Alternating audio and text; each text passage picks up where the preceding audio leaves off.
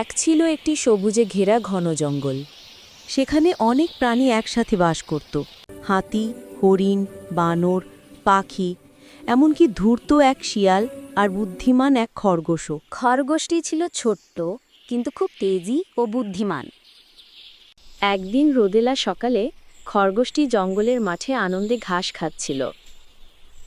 হঠাৎ দূর থেকে শিয়ালটি তাকে দেখে ফিসফিস করে বলল, আজ তো খুব ভালো শিকার পেলাম। ছোট্ট খরগোশটাকে ধরলে পেটটা ভরে যাবে। শিয়াল ধীরে ধীরে খরগোশের দিকে এগোতে লাগল। কিন্তু খরগোশ খুব তীক্ষ্ণ বুদ্ধির প্রাণী।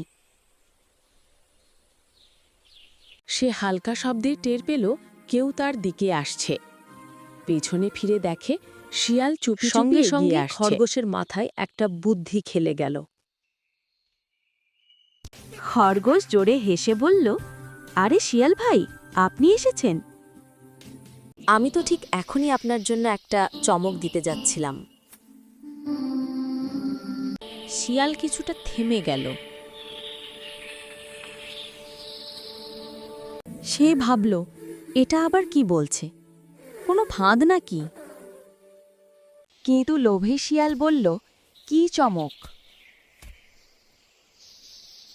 খরগোশ ধীরে ধীরে বলল,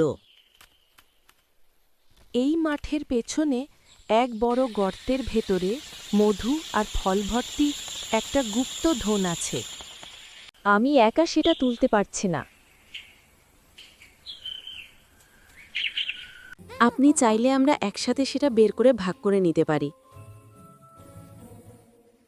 শিয়ালের চোখ চকচক করে উঠল। সেই মনে মনে ভাবল, এই খরগোশ তো বেশ কাজের জিনিস বলছে। ধন পেলে তো আমি ওকে ফাঁকি দিয়ে সব নিয়ে নেব। খরগোশ পথ দেখিয়ে শিয়ালকে নিয়ে গেল এক বড় গর্তের কাছে। আসলে এটা ছিল খরগোশের তৈরি বুদ্ধির ফাঁদ। গর্তটা ছিল গভীর, কিন্তু ওপরটা পাতলা ডালপালা ও পাতা দিয়ে ঢাকা। খরগোশ বলল, এই গর্তের ভেতরেই ধন আছে। আপনি আগে নামুন, আমি পেছনে আসছি। লোভে অন্ধ শিয়াল না ভেবে সরাসরি এগিয়ে গেল এবং হঠাৎই ধপ করে গর্তে পড়ে গেল। গর্তটা এতটাই গভীর ছিল যে সে সহজে। খরগোশ ওপর থেকে হেসে বলল, ধূর্ত শিয়াল ভাই, আপনি সবসময় অন্যকে ধোঁকা দিতে চান, আজ নিজেই ধোঁকা খেলেন। শিয়াল অনেক অনুনয় বিনয় করল। খরগোশ ভাই, আমাকে উঠতে সাহায্য করো।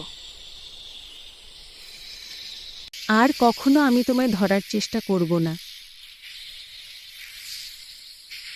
খরগোশ একটু ভেবে বলল, ঠিক আছে, যদি তুমি সত্যিই প্রতিশ্রুতি দাও যে আর কখনো জঙ্গলের কোনো ছোট প্রাণীকে ভয় দেখাবে না, তাহলে আমি সাহায্য করব।